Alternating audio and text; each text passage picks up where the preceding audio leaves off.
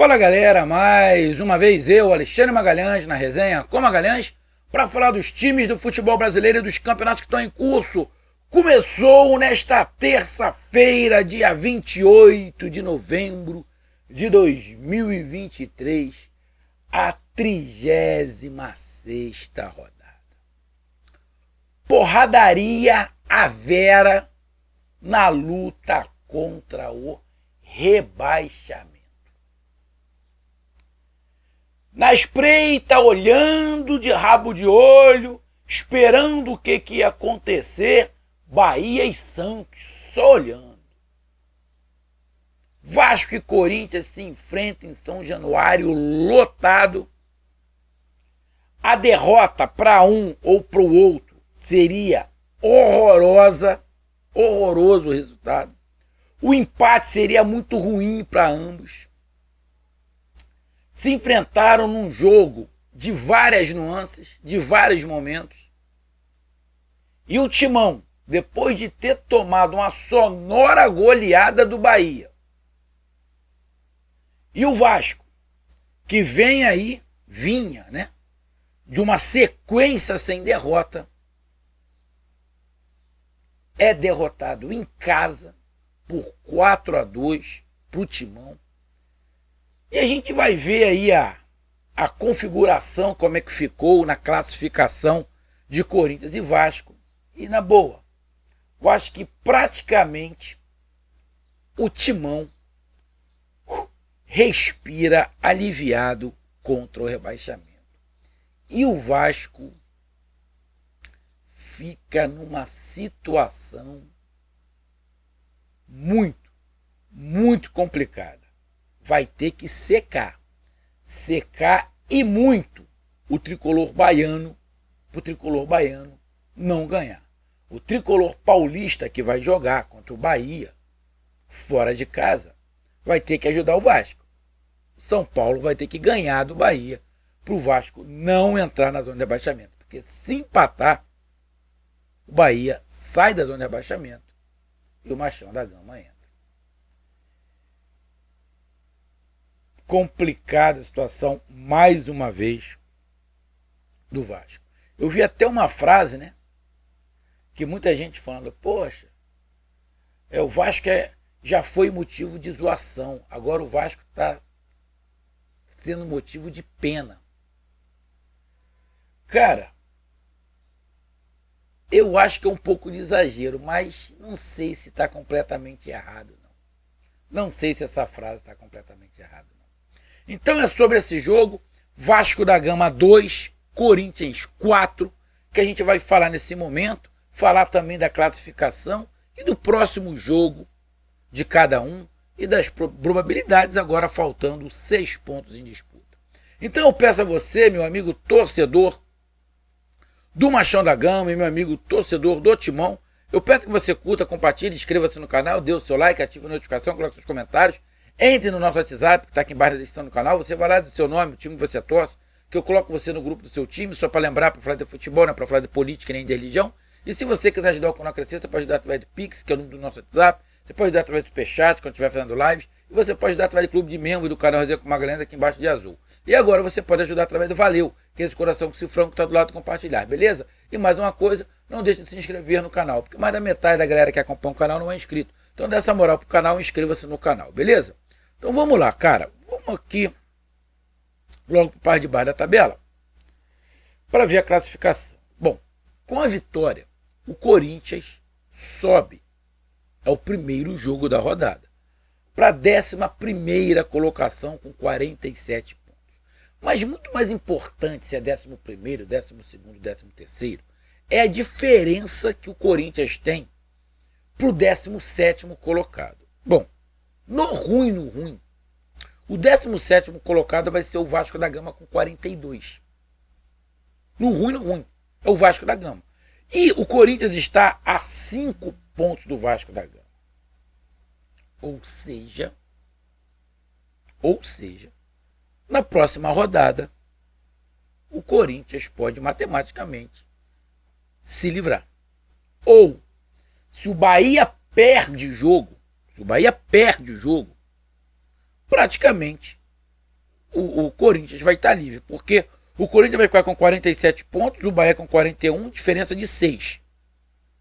O Corinthians vai ter que perder as duas e o Bahia ganha as duas, né? Caiu o Corinthians, o Bahia empata em número de pontos com o Corinthians e ganha no número de vitórias. Mas aí vai ficar dependendo apenas de um empatezinho. Eu acho que de uma forma ou de outra, tanto se for o Vasco com 42 pontos ou o Bahia com 41, o Corinthians só vai depender de um empate, matematicamente. Ou de um dos dois ali, na próxima rodada, perderem. Então, cara, a probabilidade de rebaixamento do Corinthians hoje, na boa, é quase que zero. Eu já tiro o Corinthians aí de qualquer, minha opinião, de qualquer possibilidade de rebaixamento. Acho muito difícil o Corinthians dar essa reviravolta toda de ser rebaixado. O que pode acontecer com o Corinthians? O Internacional vai jogar, o Internacional pode ganhar e ir a 49 pontos. O Corinthians cai para 12º. O Fortaleza vai jogar, ganhando, vai a 48. O Corinthians cai para 13º. Se o Cruzeiro ganhar, vai a 47. Passa o Corinthians também. O Corinthians cai para 14º colocado. E fica aí na 14ª colocação, no ruim. O Corinthians terminar na 14ª colocação a 5 pontos do primeiro time na zona de rebaixamento. O objetivo do Corinthians é a Sul-Americana? Não. O objetivo do Corinthians hoje é não cair. Se conseguir beliscar a Sul-Americana, legal. Mas é não cair. Então, cara, ao término da rodada, o corintiano sabe que está a 5 pontos do primeiro time na zona de rebaixamento. E faltam 2 jogos. Então, meu irmão, com 5 pontos de vantagem, lógico, matematicamente ainda pode, né? Matematicamente ainda pode cair. Mas acho sinceramente muito difícil que isso aconteça. Muito difícil que isso aconteça. O Corinthians tem mais 2 jogos. Tem o Internacional, então, o próximo jogo do Corinthians é contra o Internacional. O Internacional, se ganhar nessa rodada, já passa o Corinthians. E já vai pegar o Internacional. O Corinthians já pega o Internacional livre de qualquer perigo. Tá? Brigando ali por uma posição sul-americana, mas livre de qualquer perigo. E na última rodada, o Corinthians pega o Coritiba, já rebaixado. Então, cara, a tabela do Corinthians, se olhar assim, a tabela do Corinthians não é difícil. Pode jogar tudo fechado contra o Coritiba e ganhar um ponto que falta. Então, cara, a probabilidade do Corinthians ser rebaixado, para mim, zerou diante da tabela que tem. Internacional em casa e o Coritiba fora. Mas Coritiba já é rebaixado. Coritiba pode atrapalhar? Pode. Mas, na boa, eu acho que o Corinthians não vai precisar nem fazer um ponto. Porque, na minha opinião, ou Bahia, ou Vasco, ou Santos, sei lá, um desses vai escorregar e vai dar o alívio que o corintiano precisa. Então, a vitória do Corinthians, irmão, praticamente selou e zerou qualquer possibilidade de rebaixamento do Timão. Agora, o Vasco da Gama não. O Vasco da Gama é complicado. Bom, Fortaleza ainda vai jogar, Internacional ainda vai jogar, Cruzeiro vai jogar, Santos vai jogar. Deixa eu ver quem o Santos pega. O Santos joga contra o Fluminense. Deixa eu pegar aqui. Santos joga contra o Fluminense. Cruzeiro pega o Atlético Paranaense. E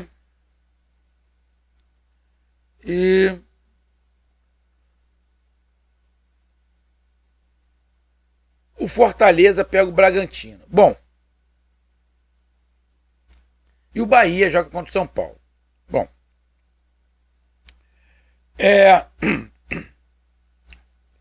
O pior dos cenários para o Vasco é o Fortaleza ganhar, Cruzeiro ganhar e Santos ganhar. Se Fortaleza, Cruzeiro, Santos e o Bahia ganha, o Vasco fica numa situação muito complicada. Vai ficar a 2 pontos do Bahia, vai ficar a 6 pontos do Santos, a 7 pontos do Cruzeiro e a 8 pontos do Fortaleza. Bom, do Fortaleza não pega mais, Cruzeiro também não vai pegar mais, muito difícil. Pode ter uma chance de pegar o Santos, caso o Santos ganhe hoje, chega a 46. E a briga vai ficar direta contra o Bahia. A briga direta contra o Bahia.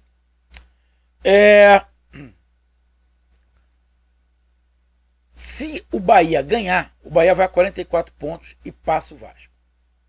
Se o Bahia empatar, o Bahia passa o Vasco também, porque o Vasco tem um saldo de menos 10 e o Bahia de menos 4.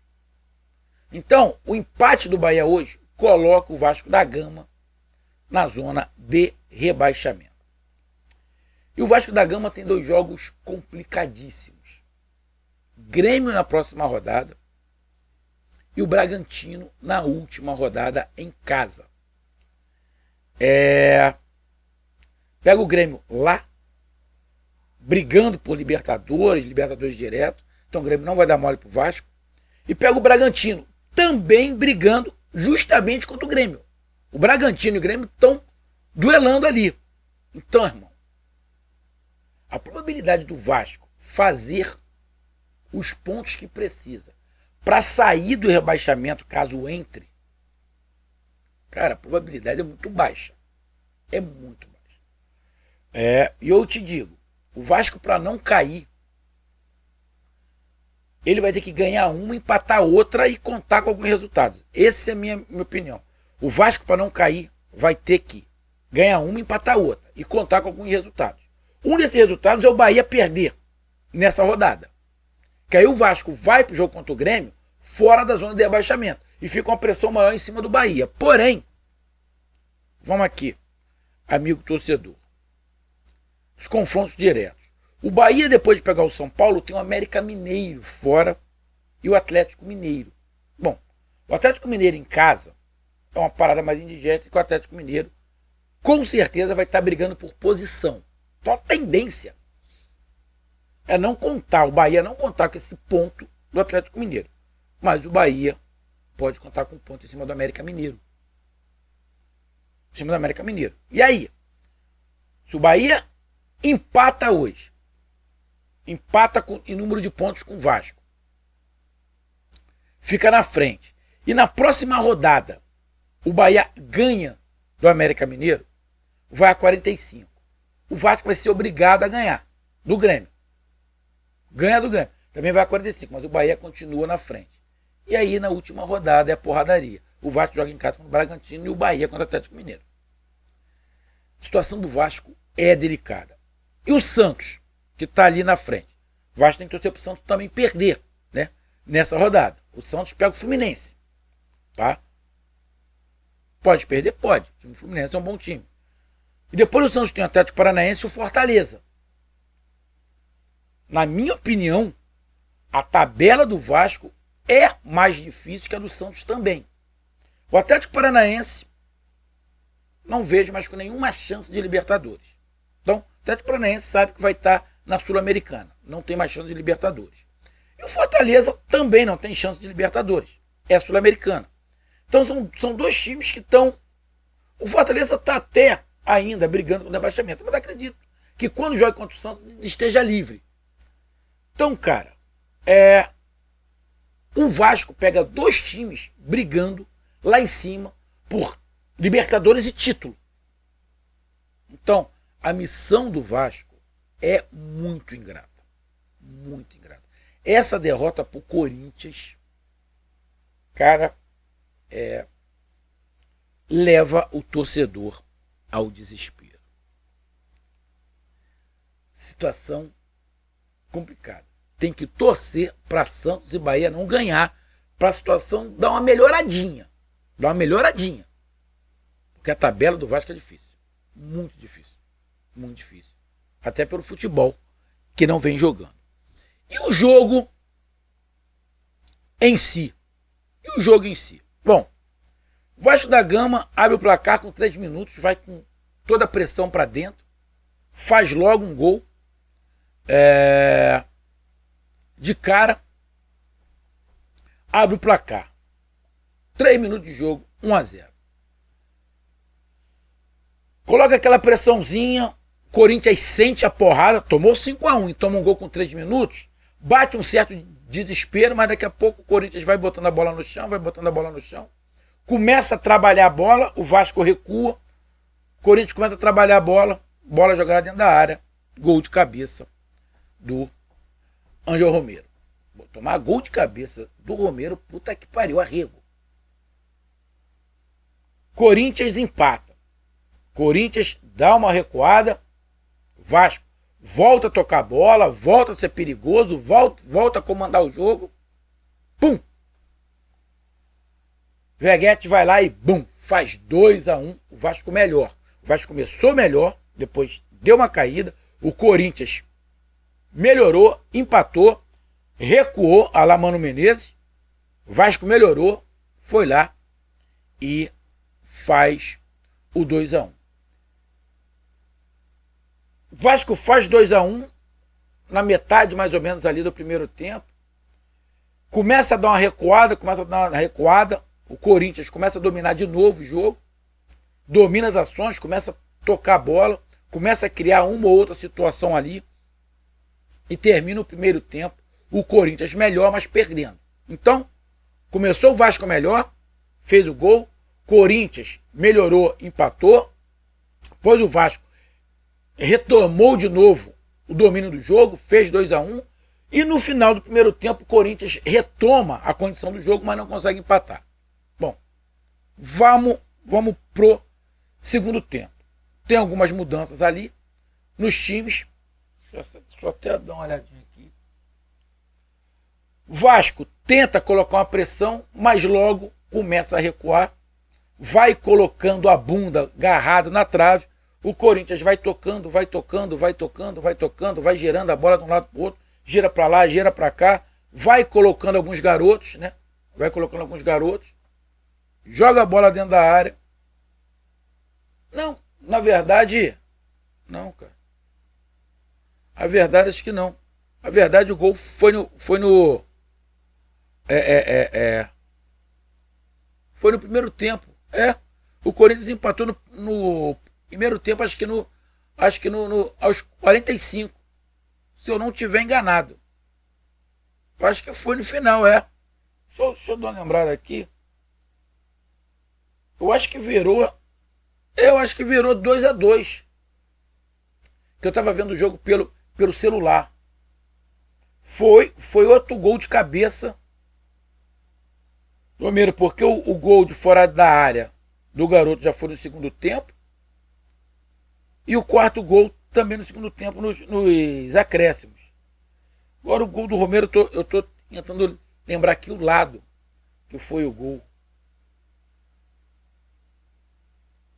Não, foi no primeiro tempo, porque o segundo gol foi a bola jogada para dentro da área, eu acho. Aí teve uma cabeçada e o Romero estava dentro da pequena área quase e escora de cabeça. Isso foi pela televisão, foi pelo lado direito. Exatamente. E os 2 gols do segundo tempo foram pelo lado esquerdo. Exatamente até que o quarto gol, o garoto que entrou faz uma bonita jogada pelo lado direito. Exatamente. Então é isso. O Vasco, aí o Corinthians melhora no primeiro tempo e consegue empatar. Ou seja, no primeiro tempo, 2/4 do tempo foi do Vasco e 2/4, ou seja, 50% do tempo foi do Vasco e 50% do Corinthians. Terminou o jogo 2-2 no primeiro tempo. Vai para o segundo tempo. O Vasco vai indo para cima, tentando botar pressão. O Corinthians se defendendo, porque o empate para o Corinthians não era ruim. Porque continuava o Vasco atrás. Só que o Vasco foi se desarrumando um pouco. Foi indo para cima, vendo o tempo passar, precisando ganhar, foi dando uma desarrumada. E aí sai o terceiro gol do Corinthians, um chute de fora da área, do garoto numa tabela ali com Renato Augusto. Ele encontra o jogador do Corinthians solto, ele bate e fora da área, muito bem o chute, colocando no canto do goleiro, fazendo 3-2. Quando faz 3-2, o Vasco se escaralha de vez. O treinador bota um monte de atacante, bota Alex Teixeira, bota mais um centroavante, tira um, tira outro, ou seja, fica com um jogador, dois jogadores no meio de campo, fica exposto ao contra-ataque, o ataque não vai funcionando, o Rossi entra mal pra cacete, não acerta nada que tenta fazer, e ficou muito mais perto do Corinthians fazer o quarto do que o Vasco empatar. E o Corinthians, mais organizado, sabendo mais o que tinha que fazer, mais tranquilo, vai conduzindo o jogo do jeito que quer. E no final do jogo, numa bela jogada de dois garotos, né, sai ali o quarto gol, decretando a vitória. Aí já tacaram lata, aí já começa tumulto, pá, aí começa um empurra-porra de jogador lá. Mas terminou Corinthians 4, Vasco 2. Primeiro tempo muito equilibrado, mas o segundo tempo não. O segundo tempo foi o segundo tempo do Corinthians. O Corinthians dominou o segundo tempo quase que por completo e por merecido venceu a partida. O Vasco se descontrolou muito no segundo tempo, perdeu toda a identidade, se desconfigurou, perdeu a parte tática toda e o Corinthians manteve ali mais sóbrio e com a parte tática mais controlada e conseguiu a grande vitória, que dá praticamente um alívio em relação à tabela, em relação ao rebaixamento, afunda o Vasco e dá uma esperança maior, tanto para Santos quanto para Bahia. Então tá aí a minha análise, um grande abraço, até mais, valeu, tamo junto, fui!